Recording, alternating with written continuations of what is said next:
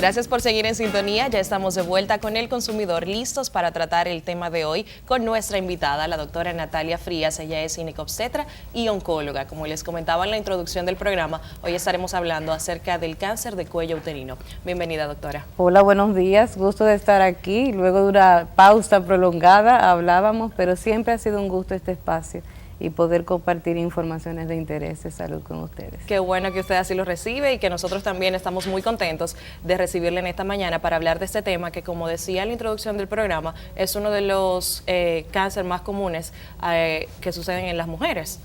Para definir qué es el cáncer de cuello uterino, creo que debemos empezar por denominar o especificar qué es exactamente el cuello uterino o el cervix. Sí, cómo no. Como comentas, siempre es un tema que, aunque parezca repetitivo este interés, porque precisamente la enfermedad maligna del cuello del útero es la segunda más común entre nuestras mujeres. El cuello del útero, o sea, el útero como órgano que está adentro de la pelvis de la mujer, la parte más externa, la parte inferior que sale hacia la vagina, ese es el cuello del útero. El cuello, el útero tiene el cuello, que es esta parte inferior, y por encima del cuello el cuerpo del útero. Y son dos condiciones, cuando se enferma de cáncer, son dos condiciones totalmente independientes de sintomatología, de manejos, diferentes. Es decir, cuando hay cáncer en el cuello del útero es totalmente diferente a cuando hay cáncer en el útero per se. Sí, hago esta acotación porque muchas veces, comúnmente en nuestro país, no es raro escuchar a las personas referirse a cáncer de útero como un todo, y por lo general se trata de cuello de útero. El de cuerpo de útero es frecuente, pero no tan frecuente como el cérvico-uterino. ¿Qué es lo que provoca que haya cáncer de cervix o en el cuello del útero? Bueno, desde ya hace más de una década quedó totalmente claro, científicamente demostrado, el vínculo que hay entre la infección persistente quiere decir que el cuerpo no ha podido eliminar por el virus de papiloma humano, y el cáncer cervicuterino. Más del 98% de los casos de cáncer cervicuterino se vinculan con la infección persistente de virus de papiloma humano de alto riesgo. ¿El virus de papiloma humano es la única causa por la que puede dar el cáncer de cuello uterino? Es la mayoritaria. Hay algunos tipos de cáncer de cuello de útero, del canal endocervical, por ejemplo, que es más o menos el 2%, 2 a 3%, que no se vincula, hasta ahora no se ha encontrado esa relación causal tan directa como la más común, que es de la parte externa del cuello. Entonces, casi como que absolutamente se vincula con la infección de virus de papiloma humano. Me imagino que usted hace la aclaración de que la causa cáncer de cuello uterino, el virus de papiloma humano, cuando es persistente, ya que se dice que la mayoría de las mujeres en algún momento de su vida tienen este virus, ¿no? Mujeres y hombres. ¿Me corrige? Sí, de hecho, eso siempre es muy importante aclarar. Prácticamente la infección por virus de papiloma humano es casi, no es absoluta porque no es un 100%, pero el 80% de las mujeres sexualmente activas en algún momento han tenido, tienen o van a tener VPH. Y el 90% de los hombres. O sea, eso es casi que es una mayoría abrumadora de la población. Me refiero a personas que han tenido relaciones sexuales. Sin embargo, de igual manera, la gran mayoría de esas infecciones son transitorias.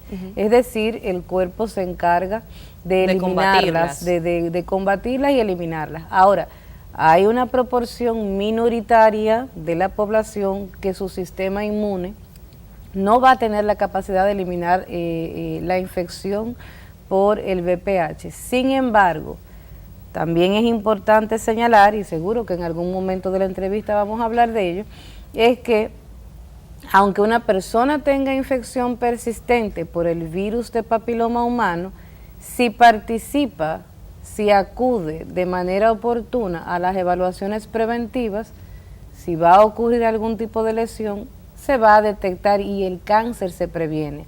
El cáncer cervicuterino es 100% prevenible, porque antes de que una persona tenga cáncer cervicuterino, dura de 10 a 14 años presentando Wow. signos, presentando lesiones provocadas por ese VPH persistente, por ese virus persistente. Es decir, que ya para que llegue a cáncer de cuello uterino debe ser que uno no le ha puesto atención a ninguna de esas señales que se han dado antes. Sin embargo, es importante tener cuidado también porque lamentablemente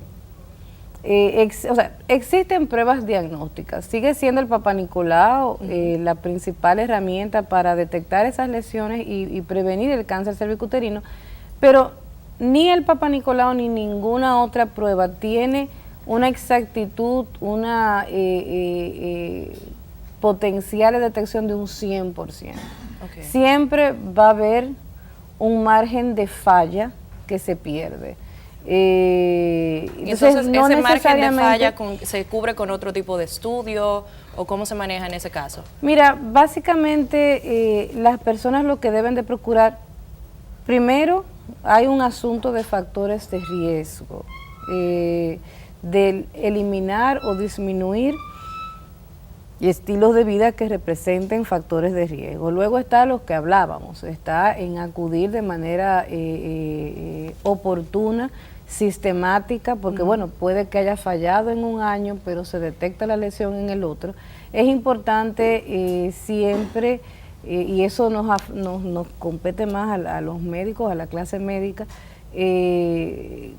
remitir nuestras pruebas a laboratorios de confianza, a laboratorios que sepamos que cumplen con los controles de calidad pertinentes para garantizar que ese resultado de esa prueba de Papá Nicolau sea verdaderamente fidedigno, sea altamente sensible, altamente específico. O sea, es una cadena, es toda una ruta crítica de factores que inciden para garantizar que todas estas acciones que se ejecutan a bien de prevenir o de detectar de manera temprana el cáncer funcionen, que no recae única y exclusivamente sobre la mujer. Lo que pueda hacer el de paciente. La mujer sí se necesita educarla con respecto a factores de riesgo, sobre todo aquellos que son prevenibles, y en el caso de cáncer cervicuterino son prevenibles prácticamente que todos, diferente a cáncer de mama, que hay un tanto que no lo son. Educarla con respecto a eso, la información es poder, le digo yo a mis pacientes, y en segundo lugar, hacerlas a que participen de manera sistemática, oportuna, preferiblemente sobre la base anual. Bien. Continuamos hablando con la doctora Natalia Frías acá acerca del cáncer de cuello uterino para ti que acabas de sintonizar. En breve pondremos en pantalla los teléfonos para que si tienes alguna pregunta también te integres a esta conversación con la doctora. Doctora, tenemos también unas imágenes de nuestros televidentes y personas que entrevistamos en la calle a ver qué saben ellos acerca del tema. ¿Estamos listos para pasarlas, chicos? Vamos con las imágenes.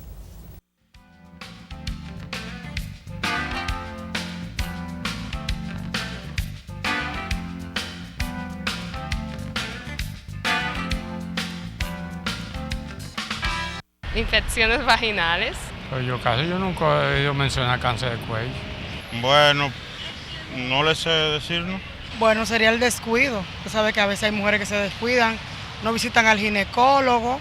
También hay muchos factores. Es duro eso, no sé, medicina no sé nada. No tengo ni idea. No tengo la idea, no soy doctor. No sé. Yo no sé. Creo yo que a cambio de tener tanta pareja, digo yo, y lo químico que uno come, también muchas veces las infecciones provocan el cáncer. Yo digo que principalmente que nosotras las mujeres no nos cuidamos y que tenemos que comer más sano, porque a veces usted come muchas cosas que no son saludables. En general hubo como mucho desconocimiento acerca de qué es lo que provoca el cáncer de cuello uterino. Algunas personas comentaron que el descuido, otras mencionaban las múltiples relaciones con diferentes personas, relaciones sexuales, y también mencionaban la alimentación. Esos dos aspectos no lo mencionábamos. ¿Qué hay de cierto en eso, doctora? Mira, de las entrevistas voy a señalar primero, fíjate que creo que el 100% de los varones entrevistados no tenían la más remota idea de cuando estamos hablando de que el cáncer cervicouterino es provocada precisamente por una infección de transmisión sexual, porque el VPH es de transmisión sexual y ahí involucra de una manera u otra el hombre y las prácticas y la vida sexual de ambos sexos, ¿no? Los hombres tienen un rol específico en la prevención de cáncer cervicouterino, que es acompañando o favoreciendo o estimulando a las mujeres con las que se vinculan. Cuando digo mujeres en plural me refiero a parejas, madres, familiares, a que acudan a sus chequeos preventivos y a ellos mismos tener cierto control preventivo de su práctica sexual, en tanto comentamos que es una infección de transmisión sexual, la del VPH. Lo de las infecciones vaginales, es importante aclarar el tema. La infección por VPH no tiene una manifestación propia de una infección vaginal. Es una infección, pero no una infección vaginal que provoca flujos, que provoca descargas, que provoca picazón, que provoca irritación. En ese caso, entonces, ¿cómo uno se da cuenta si tiene este VPH, el virus? El virus de papiloma humano, solamente hay dos formas de darse cuenta. O si son de bajo riesgo, porque la persona tiene verrugas genitales que son observables a simple vista, o a través de ciertos signos que salen por la citología, por el Papa Nicolau. Y perdón, dije dos, pero no son dos. Y hay pruebas específicas para determinar si tiene o no tiene VPH, si el VPH que tiene es de bajo o de alto riesgo, si es de alto riesgo, qué tipo de VPH específico. O sea, hay un catálogo de pruebas destinadas al diagnóstico del VPH bastante amplio, y todas estas pruebas están disponibles en nuestro país. Entonces, pero es importante que eso que las mujeres identifican, que suelen identificar como infecciones vaginales, que se manifiestan con síntomas específicos, que recién lo mencionamos, no aumentan el riesgo de cáncer cervicouterino ni aumentan el riesgo de infección por VPH. Y lo aclaro porque quizás hace 20, 30 años atrás se pensaba que sí.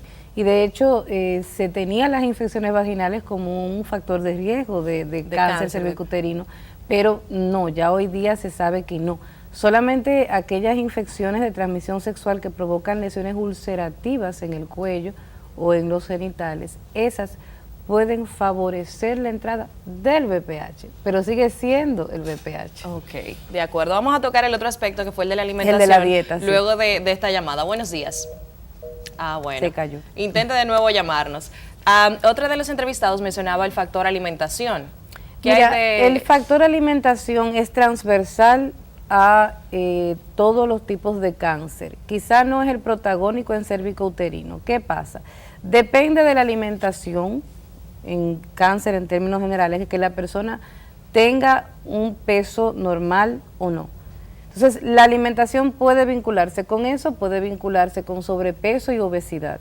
Y el sobrepeso y la obesidad per se es factor de riesgo para varios tipos de cáncer. No necesariamente del cervicouterino, pero sí es un señalamiento que no podemos desestimar. Y potencialmente podrían haber personas en sobrepeso y obesidad donde la competencia de su sistema inmune pueda fallar. Específicamente, ¿hay algún tipo de alimento? Ya no en tanto al tema de la obesidad o no, pero ¿hay algún tipo de alimento que de repente pueda desencadenar en cervicouterino? No. En otros tipos de cáncer, sí. De acuerdo. Tenemos otra llamadita ahí en línea. Buenos días. Buenos días. Hola, ¿con quién conversamos? Con Teodora de Cristo Rey. Bienvenida, Teodora. ¿Su pregunta? Yo quería hacerle un comentario a la doctora y al mismo tiempo como que sirva de pregunta. Claro. Siempre se ha dicho que todas las enfermedades pueden ser hereditarias. Por ejemplo, en mi caso es que yo soy hipertensa y lo heredo de mi padre y mi mamá. Siempre, o sea, de parte de mi papá, presión alta, y de parte de mi mamá, también presión alta. Y entonces para mí eso es una herencia, porque yo la estoy sufriendo desde cuando yo tenía 35 años, ya tengo 50.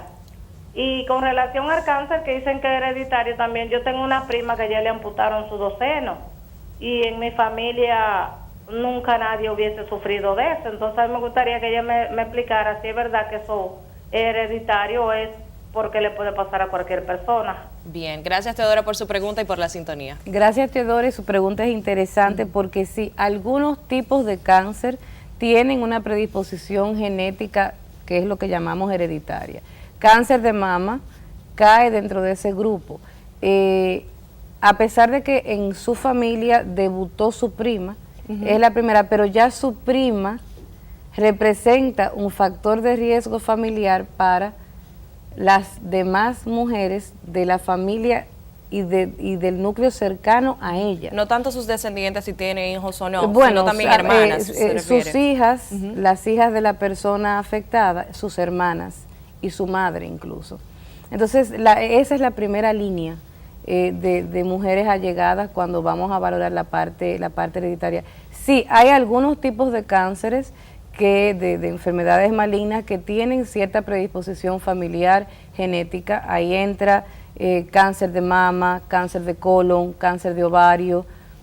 Hay varios de ellos. En cérvico-uterino no aplica la predisposición genética, no es un factor de riesgo que se defina para cérvico-uterino. Bien, en el cáncer cérvico-uterino, ¿sí es cierto que hay un rango de edades en el que suele desarrollarse más fácilmente? No desarrollarse más fácilmente, es más frecuente. Okay. Uno puede encontrar cualquier enfermedad maligna en cualquier grupo de edad. Ahora bien, que se presente en algunos grupos de edad puede ser excepcional y que se presente en otros grupos de edad es lo más frecuente.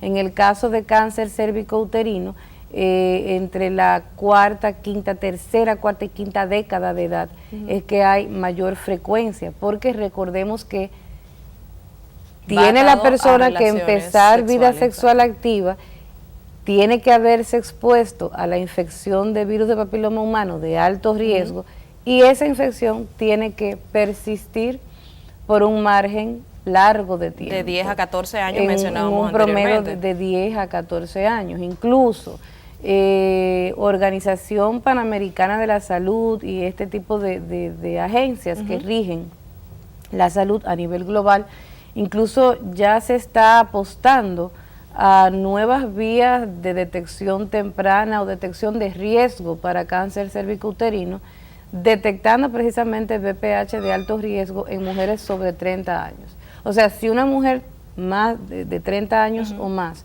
tiene un VPH de alto riesgo positivo, eso no significa que tenga una lesión precancerosa, no significa que tenga cáncer, pero sí se prende la alarma de que ella podría tener un VPH de alto riesgo persistente. Por tanto, es una mujer que ya está advertida de manera más enfática a no descuidar sus controles preventivos. Bien, continuamos con ese tema ahora, doctora, mientras respondemos esta llamada. Buenos días.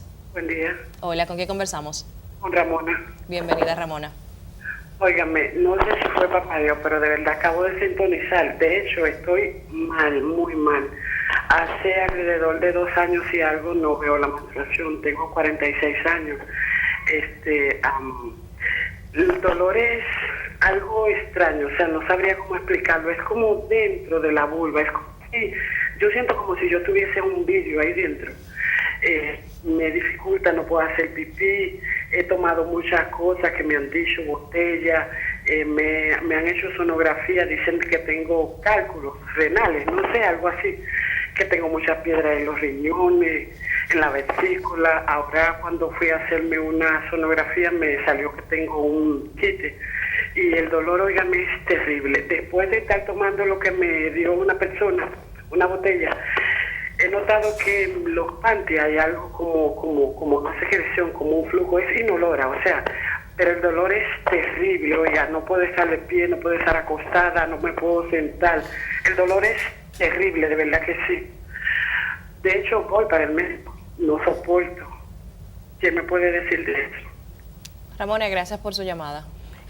Ramona, gracias por compartir su problemática y lamento mucho que esté en esas condiciones, pero es importante, el dolor a nivel genital puede ser provocado por diferentes tipos de condiciones, que amerita sí una evaluación profunda, una evaluación donde se descarten todas las condiciones ginecológicas y no ginecológicas que le puedan estar provocando ese dolor.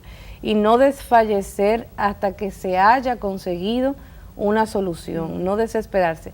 Ojo con las botellas, cuidado con las botellas.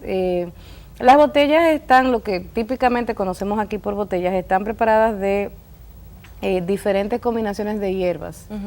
Ella mencionó que luego de tomarla tuvo una descarga de características extrañas. Hay algunos componentes de las botellas que pueden provocar sangrados, pueden provocar efectos similares a algunos tipos de hormona, e incluso cuando provocan síntomas, el control de esos síntomas suele ser un reto, o sea, suele ser difícil, porque no se sabe específicamente qué contenía, qué sustancia es la que está provocando el efecto para ofrecer una solución. Las botellas no es una buena idea de utilizar, pero sí insistir en tener una segunda opinión o bueno, o sea, en que se le complete la evaluación diagnóstica hasta verificar qué está provocando ese dolor. Esa falta de menstruación durante esos 2 últimos años, a sus 46, como ella mencionaba, ¿tiene algo que ver con ese dolor que ella está sintiendo de repente? No necesariamente. Habría, o sea, para poder comentar con respecto a síntomas muy específicos, no basta solamente con enfocarse con esos datos de manera, hay que hacer una historia clínica completa, llenarle a una persona, o sea, indagar un historial clínico completo, que va desde todos sus antecedentes obstétricos, ginecológicos, los clínicos, quirúrgicos, es lo que le permite al médico o a la médica tener un 80% de la sospecha o de la idea diagnóstica. El otro 20% se complementa con estudios, ya sea analíticos o de imágenes. Pero sí es importante cumplir con ese paso de un historial, una indagación completa para ir descartando cosas e irse focalizando lo más probable. Así que, Ramón, es importante que siga buscando otras opiniones de otros doctores hasta que den con la solución a su problema, que lamentamos que esté pasando por ello. Vamos a una pausa, luego retornamos con este tema tan interesante, cáncer de cuello uterino, hoy con la doctora Natalia Frías, aquí en Con el Consumidor. Aprendimos hoy. El cáncer de cuello uterino se produce cuando las células normales del cuello del útero empiezan a transformarse y crecen de manera descontrolada. Este tipo de cáncer es más frecuente en mujeres entre los 40 y los 55 años de edad.